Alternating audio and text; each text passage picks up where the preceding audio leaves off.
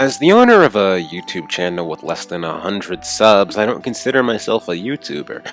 But one thing that I've tried to hone in on with my channel is looking at video games as an art form. Video games are an art form unlike any other, capable of delivering complex stories with a level of interactivity that movies and television just aren't capable of. Yet, despite the inherent disconnect, this has never stopped people from trying to adapt video games into movies. In February, when the Sonic movie released, I almost tricked myself into believing that the video game movie curse had been broken. I actually liked the Sonic movie, but then I realized that none of the movie's strengths lie in the fact that it's based on a video game. As many people have said, it bears more similarities to a movie like Hop than to any standard Sonic story.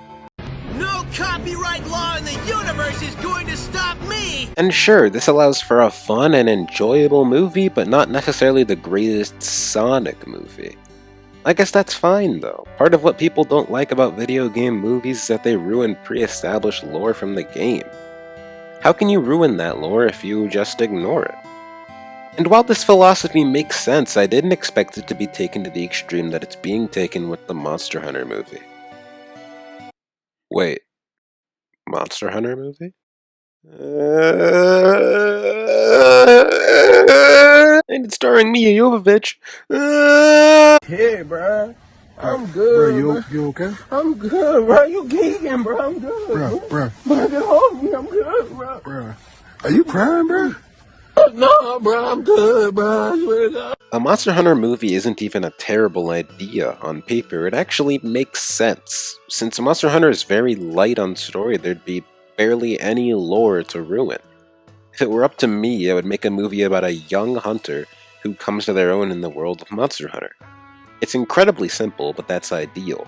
A simple and conventional story would make Monster Hunter fans feel right at home, and they'd be able to focus on the cool monsters and fight scenes. But instead, they went and Hollywooded it up. An elite military force led by Lieutenant Artemis Jovovich fall through a portal into a world populated by giant monsters. They meet a hunter, Jaw, who helps them to survive in the world and fight against the monsters as they seek a way home. Jaw? His name is Jaw? Oh no, the actor's name is Jaw. Okay, I guess that's also cool. Even though Monster Hunter isn't the most complex and lore-rich gaming franchise out there, that kind of world allows for some very interesting and unique territory for a movie. But judging from this synopsis, they decided to go in the most stereotypical way possible. How many movies are there about a bunch of United States soldiers fighting giant creatures from another world? Ever since Transformers, we've been going in that direction. So it begs the question, who is this movie even made for? I mean, Monster Hunter fans won't like it, and there are tons of other more easily accessible movies that have a similar plot, so why not watch those? I just think this speaks to the larger issue with video game movies in general. If it were up to me, these movies would be developed by actual fans of the series.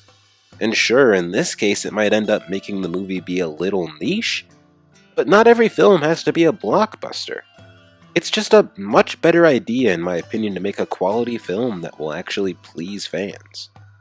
And hey, we won't know if this is a good movie or not until it releases in December, but judging from the synopsis, it's not going to be a good Monster Hunter movie.